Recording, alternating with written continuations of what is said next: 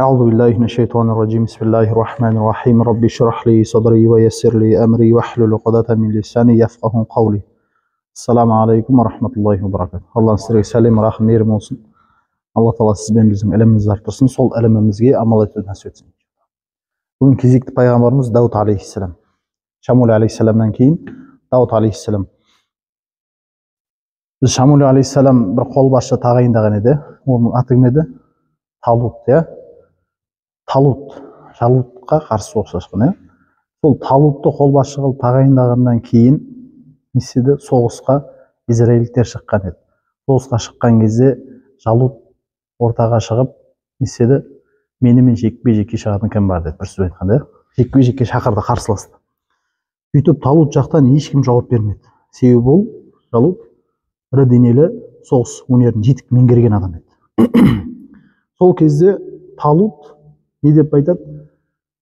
Кім қарсыласты жеңіп, оған қарсыласқа жекпе-жекке шығып, және оны жеңіп келсе, мен оған өзімнің қызымды берем деді, және патшалығымды оған мұрагер етем деді, патшалығымды, иә. Сол кезде кім шыққан еді? 16 жасар Дауд алейхиссалам шыққан еді. Сөйтіп қарсыласы жеңген еді. Міне патшалыққа келуі. Сөйтіп Талуттың қызына үйленеді Дауд алейхиссалам. Үйленгеннен кейін израильдіктердің патшасы болып тағайындалады. Себебі айтты ғой, мен патшалығыма өзім не істеймін деді, мұрагер қыламын деді. Сөйтіп патша болып тағайындалады. Алла тағала Дәуіттің қолына біздер бұның алдында айтқан едік, олардың несі билігі екіге бөлінген еді. Патшалар басқаратын және пайғамбарлар басқаратын болып екіге бөлініп кеткен еді. Алла тағала Дауд алейхиссаламға осыларды біріктіруді бұйырған екен, әмір еткен. Не істеген? Нәсіп еткен, ені біріктіруді нәсіп еткен Дауд алейхиссалам кезінде. Енді бұл Юшақтан кейін 460 жылдан кейін болған нәрсе. Яғни Дауд алейхиссалам екі патшалықты біріктіргені Юша алейхиссаламнан бастап санағанда 460 жылға дейін бұндай нәрсе болмаған. Дауд енді Яхуда ибн Яқубтың ұрпағы. Біз айттық қой, Дауд алейхиссалам кімдікі екен? Яхуда ибн Яқубтың ұрпағы. Әкесінің аты Айша деп аталады. Ибн Исхақ кейбір ілім иелерінен оны қысқа бойлы жаңа сипаттап отыр. Дауд алейхиссалам қысқа бойлы, көк көзді, сирек шашты, жүрегі мен жаны таза адам деп сипаттаған. Дауд алейхиссаламға Алла тағала мұғжизаларды берген, басқа пайғамбарларға берген секілді Дауд алейхиссаламда да мұғжизалар болған. Сөйтіп Дауд алейхиссаламға патшалықты үлкен күш қуатты қылып нәсіп еткен, патшалықты күшейтуін. Сөйтіп көптеген мұғжизаларды көрсетуін де нәсіп еткен екен Алла тағала Дауд алейхиссаламға. Және Дауд алейхиссаламға жазбалар түсірді. Ол жазбалар не деп аталатын еді? Дауд алейхиссаламға Забур. Дауд алейхиссалам не түскен? Забур түскен. Алла тағала бұл жайлы Ниса сүресінің 163 аятының мағынасында айтады. Аятында «Атайна Дауда Забура». Яғни сондай-ақ Даудке Забурды бердік деген. Құран аятында айтқандай. Және Дауд алейхиссалам тағы бір ерекшелігі, оның дауысы өте керемет еді. Дауысы керемет болған. Әдемі. Тіпті одан өзге әсем дауыс иесі жоқ деп танылған. Сөйтіп мойындаған сол кесекілер. Түсінікті. Бұдан басқа әсем дауысты адам жоқ деп мойындаған екен.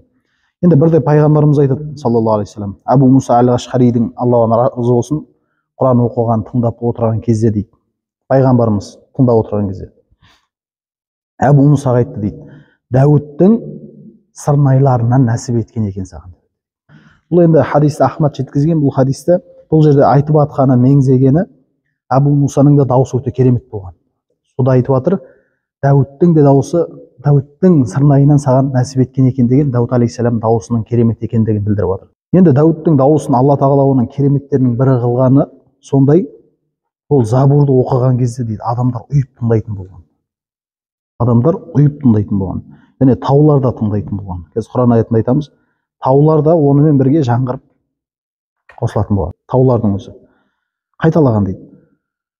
Дәл сол секілді әсем дауысқа құстар, ұшып баратқан құстардың өзі сол жерде қонатын жерлеріне тыңдайтын болған. Сол ұшып бара жатқан құстардың өзі тоқтап, бірге тыңдап, зікір ететін болған. Орындарынан қозғалмай тұратын болған. Оқып болғанша. Және ол құстардың бар, таулардың бар, Дауд алейхиссаламмен бірге тәсбих, зікір ететін болған. Онымен бірге. Адамдардың барлығы осы кереметтің куәсі болған сол кезде. Және бұл ұлы мұғжиза туралы Алла тағала Құранда бірнеше аятта баяндайды. Мысалы Саба сүресінің 10-шы аятында айтады: расында Дәуітке өз жанымыздан игілік бердік дейді. Ей таулар, құстар, онымен бірге үн қосыңдар деген. Жаңа айттық қой, тауларда, құстарда не істейтін болған? Бірге ыңылдасып, онымен бірге үн қосатын болған. Алла Тағала бұл жайлы Құран аятының Саба сүресінің 10-шы аятында баяндап отыр. Және Әнбия сүресінің 79-шы аятында да айтады: وَسَخَّرْنَا مَعَ دَاوُودَ الْجِبَالَ يُسَبِّحْنَ وَالطَّيْرَ وَكُنَّا فَاعِلِينَ. Дәуітке Аллахты дәріптейтін тауларды, құстарды бағындырдық деген. Сөйтіп олар Алланы дәріптейді, пәктейді. Біз осылай жасадық деген. Және тағы бір аятында, мысалы Сот сүресінің 19-шы аятында айтады: وَإِنَّ سَخَّرْنَا الْجِبَالَ مَعَهُ وَيُسَبِّحْنَ بِالْعَشِيِّ وَالْإِشْرَاقِ. Біз Дәуітке тауларды кешкі уақытта және таңертең онымен бірге тәсбих айтатын еттік дейді. Түсіндіңіздер ме? Кешкі және таңғы уақытта тәсбих айтатын болған Дауд алейхиссаламмен бірге. Және оларды бағындырып қойдық дейді. Және жиналған құстарды да дейді. وَالطَّيْرَ مَحْشُورَةً كُلٌّ لَهُ أَوَّابٌ. Және барлығы оған бойынсұнған кейіпте қайтатын дейді. Сол кезде құстар, ұшып баратын құстардың өзі тоқтап тыңдайтындығы және онымен бірге зікір ететіндігі жайлы баяндап отыр. Дауысының кереметтігі. Және бұны пайғамбарымыз да өзінің хадисінде баяндап отыр. Сондай-ақ Дауд алейхиссаламның мұғжизаларының бірі, Алла Тағала оған темірді жұмсартты дейді. Дауд алейхиссалам темірді жұмсартқанда, мысалы жұрттар саз балшықтан түрлі нәрселер жасайды, қыш құмыра, тағы бір нәрсе деген секілді. Сол секілді ол кезде де болған, енді темір жасайтын, ол кезде сауыт жасайтын болған. Темірден жасағанда сауыттар бірігіп жасалады. Ал Дауд алейхиссаламның жасайтын сондай тиындар ұқсатып, әрқайсысын жеке-жеке және бір-біріне біріктіретін болған. Ол жеңіл болатын болған және мықты болатын болған. Ал ана сауыттар, кезінде жасалған сауыттар бәрі бір тегіс болғандықтан кейін ол ауыр болатын болған, ыңғайсыз. А Дауд алейхиссалам жасаған кезде не істейді? Әрқайсысын тиын сияқты болып тұрады ғой, сондай қылып жасаған. Бір сөзбен айтқанда, илейтін болған темірді. Түсіндіңіздер ме? Алланың берген мұғжизасы. Оны отқа балқытып өйтіп жүрмей, не істейді? Қолмен илейтін болған. Алланың құдіреті мұғжизасы. Енді бұл сауыттар жайлы Алла Тағала бір аятта айтады. Бұл аятымыз Саба сүресінің 10-шы және 11-ші аяттарында. Мағынасын айтайық. Дәуіт үшін темірді жұмсақ етіп қойдық дейді Алла Тағала. Және оған кейін сауыттар жаса, оны тоқығанда өлшеп піш деп айтты дейді. Оны тоқыған, өлшеп піш деп баян еттік деген. Тағы бір аятта айтады: өздеріңді соғыстан қорғау үшін сауыт жасау өнерін үйреткен едік дейді. Кімге? Дауд алейхиссаламға. Сонда шүкір етесіңдер ме деп айтты. Мүмкін шүкір етесіңдер деп отыр. Енді Дауд алейхиссалам бұл мұғжизасы адамзат тарихында темір өнеркәсібінің бір қарқындауына бір не болды? Септік болды. Біздер жаңа адамдар басында не дейді? Тас дәуірі, темір дәуірі деген сияқты бар ғой. Оның бәрі далбасаң. Алла Тағала әуел бастан Адам алейхиссаламға бүкіл заттардың атын, атауын, барлығын үйреткен. Ал ана әңгімелер далбаса әңгімелер. Және Алла Тағала Сот сүресінің 20-шы аятында айтатын: оның патшалығын күшейтіп, оған даналық, сондай-ақ төрелік айту қабілетін бердік дейді Дауд алейхиссаламға. Төрелік айту, қазылық. Сөйтіп Дауд алейхиссалам қазылық істерінде де өз басқарды дейді. Қазылық жасайтын істерде. Ол бұл міндетті туралықпен жүргізді және әділ болды дейді әр істе. Мысалы бұл жайлы Алла Тағала Құранда, осы үкімдерінің бір жайлы Құранда айтады Дауд алейхиссаламға: саған бөлменің қорғанынан асып түскен даугерлердің хабары келді ме дейді. Олар оның алдында кірген кезде дейді, әлгі даугерлер оның алдына кірген кезде ол олардан қорқып қалды. Кім? Дауд алейхиссалам. Үшін десе, бұл айтып отқанымыз Құранның аяты. Сот сүресінің 21 мен 26 аяттар. Сол мағынасын айтып отыр. Олар қорықпа деп айтады. Біз біреуімізге әділетсіздік жасадық деп айтады. Әлгі екі дауласып келген. Қорықпа, біз бір-бірімізге әділетсіздік жасап қойдық. Сен бізге осы дауымыздың шешімін тауып бер деп келіп отыр. Біздің арамызға ақиқатпен үкімет және әділетсіздік жасама деп айтады Дауд алейхиссаламға. Үкім сұрап келіп отыр. Әрі бізге жолдың турасын көрсет. Мынау менің бауырым, оның 99 саулық қойы бар дейді. Осы жерін дұрыстап тыңдап алыңыздар қазір. Оның 99 саулық қойы бар дейді. Ал менің бір ғана саулығым бар еді дейді. Сөйтіп ол бауырын айтып отыр. Әлгі бауырым маған оның бір қойы бар ғой, оны менің қойыма қарауыма бер деп айтты дейді. Түсіндіре алатын ба? Сол кезде мен сөзден ол мені сөзден жеңіп шықты дейді әлгі бауыры. Сол кезде Дауд алейхиссалам оған, ол саған саулығыңды өзінің саулықтарына қосып алуды сұраумен әділетсіздік етіпті дейді. Өзінің саулығына қосу, қойларына бір сөз айтқанда. Әділетсіздік етіпті. Негізінде серіктестердің көбісі біріне бірі әділетсіздік жасап қояды, бірақ иман келтірген және ізгі амал істегендер басқа, алайда ондайлар аз деп айтты дейді. Үкім шығарып отқан Құран аят мағынасы айтып отыр. Ей Дауд, ақиқатында біз сені жер бетінде орын басушы еттік деген. Ендеше адамдардың арасынан ақиқатпен үкім айт және көңіл ауғанға ерме, әйтпесе ол сені Аллахтың жолынан адастырады, ал Аллах жолынан адасқандарға есеп күнін ұмытқандары үшін қатты азап бар деген. Енді осы жерде айтады, мысалға, бұны жаңа дұрыстап тыңдап алыңдар дедім, осы неше қой бар дедік, 99 дедік. Бұны кейбір тарих кітаптарында былай айтады дейді енді. Мен әдейі Құран аятының мағынасын оқыдық. Енді кейбір тарих кітаптарында былай деп айтады дейді. Дәуіттің 99 әйелі болған деп айтылған. Кейбір кітаптар солай жазылып кеткен. Дәуіттің 99 әйелі болған, және ол бір күні ол бір қолбасшының әйелін көріп ғашық болып қалады дейді. Осындай әңгіме тарих кітаптарында. Өзінің неше әйелі болған? 99. Және ол бір қолбасшының сұлу әйелін көріп ғашық болып қалады дейді.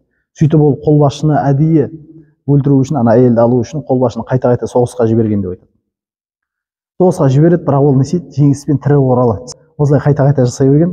Сөйтіп осылай жасала бергеннен кейін, қайталана бергеннен кейін Дауд алейхиссалам айтады, ақыры ол оның өлмейтініне көз жеткенше оны өзі өлтіріп, әйелін, әлгі қолбасшының әйелін өзіне қалыңдық қылып алған деп айтады.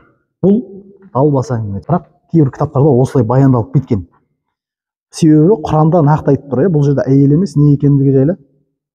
Қой екендігі жайлы. 99 қой екендігі жайлы нақты Сот сүресінің 21-26 аяттарында баяндаған. Ал кейбір тіпті бұл тәпсір нелерге де кіріп кеткен дейді, кейбір осы Сот сүресінің тәпсірге. Кейбір енді бұрмалайтындар көп қой. Енді бұның дұрыс емес екендігі жайлы бізге нақты дәлел бар. Енді біз Адамат алейхиссаламның өмірбаянын өткен кезде айтқан едік қой. Адамат алейхиссалам жайлы, мысалы Ибн Аббастан жеткен хадисте пайғамбарымыз айтады саллаллаху алейхи вассалам. Алла адамды жаратқан кезде дейді Адамат алейхиссалам, оның белін сипап ұрпақтарын шығарды белінен. Сөйтіп Алла тағала олардың екі көзінің ортасына бір нұр етіп жаратты дейді. Әлгі ұрпақтарын. Сол кезде Адам алейхиссалам айтты дейді, ей Раббым, бұлар кім деп сұрады дейді әлгілерді. Сол кезде Алла тағала бұлар сенің ұрпағың деп айтты, әлгі белінен шығады. Оның ішінде сіз бен бізде бар. Түсінікті да? Біздің соңғы қиямет күніне дейін адамдардың барлығы бар. Бұлар сенің ұрпақтарың деп айтты дейді. Сол кезде Адамат алейхиссалам өз ұрпағының ішінен бір кісіні көрді дейді, ерекшелігін. Оған оның екі көзінің ортасындағы нұры ұнаған еді дейді Адамат алейхиссаламға. Түсінікті да? Әрқайсысының ортасында нұр жаратқан еді ғой. Оның нұры бір ерекше еді дейді. Сол кезде Адамат алейхиссалам Раббысынан, я Раббым, бұл кім деп сұрады дейді. Сонда Алла тағала, бұл сенің ұрпағының ішіндегі соңғы халықтардан шығатын бір кісі деп айтты. Оның есімі Дауд деп айтты. Бұл кәдімгі Дауд алейхиссаламды өтіп отыр. Сол кезде айтқан еді, естерінде болса. Ол Дауд деді. Сонда адам оған қанша өмір бердің деп сұраған еді Адамат алейхиссалам. Сол кезде Алла тағала 60 жыл деген еді Дауд алейхиссаламдікі. Ал сол кезде Адамат алейхиссалам десе, оның жасын ұзарт деді Раббысына. Сол кезде Алла тағала тек сенің өміріңнен ұзартам деді. Яғни сенің өмір жасыңнан алам деді Алла тағала. Сол кезде Адамат алейхиссалам өмірінің 40 жылын Дауд алейхиссаламға қосқан еді. Сөйтіп Дауд алейхиссалам жасы нешеге толды? 100-ге толған еді. Сөйтіп адамның өмір жасы 1000-ға толтырды Алла тағала. Баяндап отыр. Адам жасын 1000-ға толтырды, Дауд алейхиссаламдікін 100-ге толтырды. Не үшін Адамат алейхиссаламдікін 1000-ға толтырды? Негізі 1000 жыл өмір сүрді ғой. 40 жылын берсе қанша қалады? 960. Не үшін 1000-ға толтырды десе, Адамат біздің өткен кезде айтқан едік қой. Адамат алейхиссаламға өлім періштесі келген кезде не деп айтты? Менің әлі 40 жыл өмірім бар ғой деді. Ұмытты, түсініңіздер ғой да? Мен адам баласының ұмытатындығы содан. Ұмытқан еді ол себебі сол кезде. Кейін ұмытқандықтан Алла тағала мейіріміне бөліп неседі, тағы да 40 жыл оған қосып берген еді. Ал Дауд алейхиссаламдікін сол 100 жылға толтырды. Дауд алейхиссалам сөйтіп 100 жыл өмір сүрген екен. Түсіндіңіздер ме? Өмірден өтуі жайлы. Бұл жайлы пайғамбарымыз айтады саллаллаху алейхи вассалам. Дауд алейхиссалам өте қызғаншақ еді дейді. Дауд алейхиссалам өте қызғаншақ еді дейді. Егер сыртқа шықса, есіктерін жабатында, оның үйіне өзі қайтып келгенше ешкім кірмейтін еді деген Дауд алейхисалам. Бір күні ол сыртқа шықты дейді Дауд алейхисалам. Сөйтіп үйін құлыптады. Сөйтіп сыртқа шықты. Бір кезде әйелі ауласында аралап жүрген кезде дейді, әлгі ауласының ортасында бір кісі тұрған еді дейді. Сонда әйелі, үйдегі кім?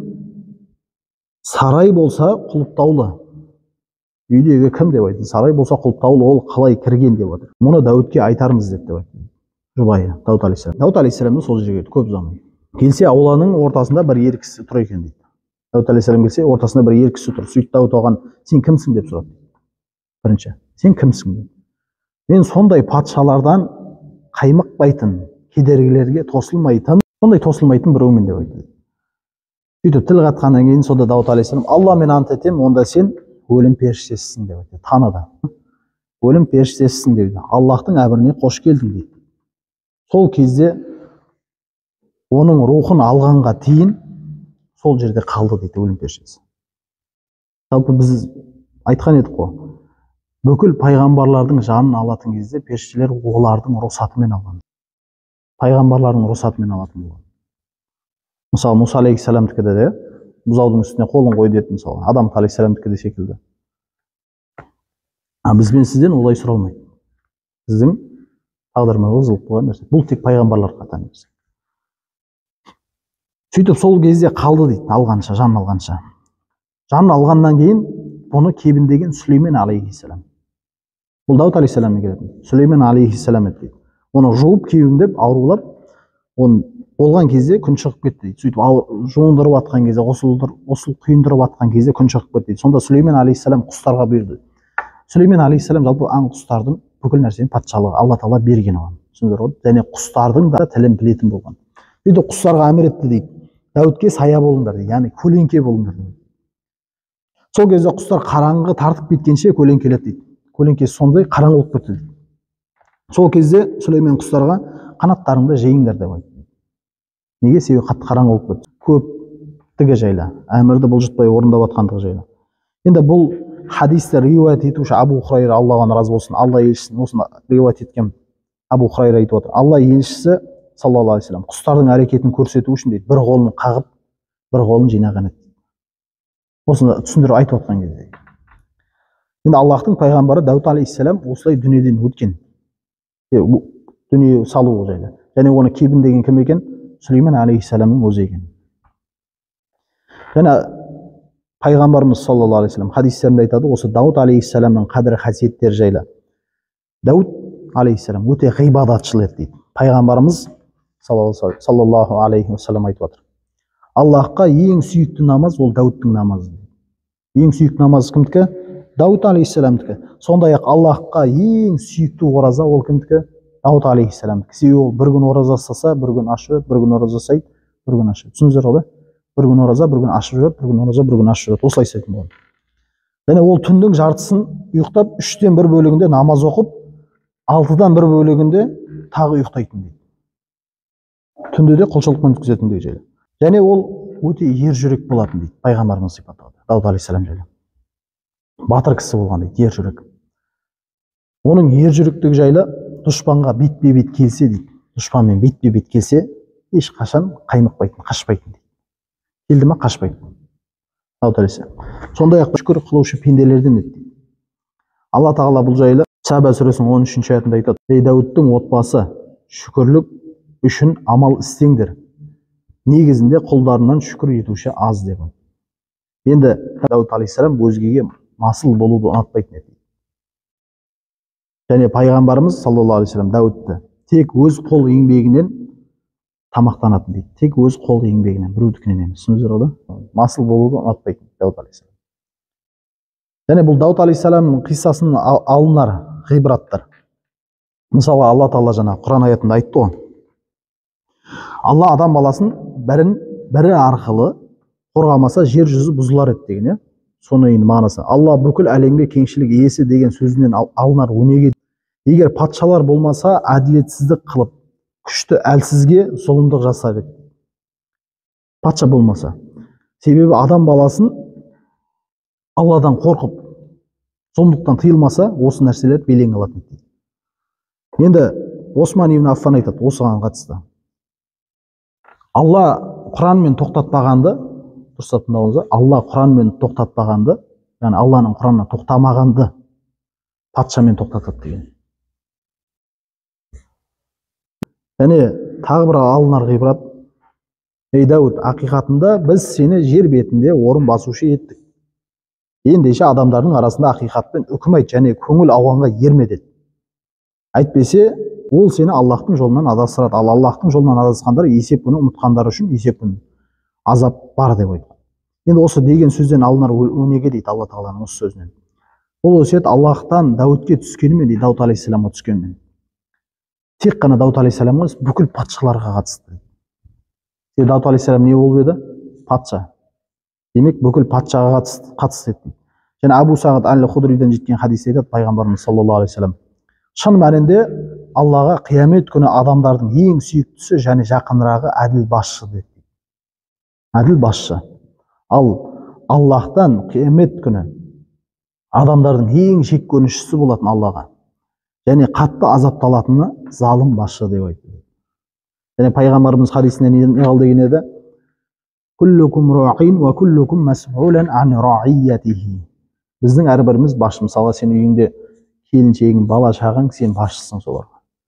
Тіпті қолыңда бір-екі адам жұмысшы болса да, соған дұрыс қарамасаң, Алланың алдында сұраласың деп отыр. Ал әділдік жасасаң, жаңа айтқандай, пайғамбарымыз айтқандай, не қылды еді?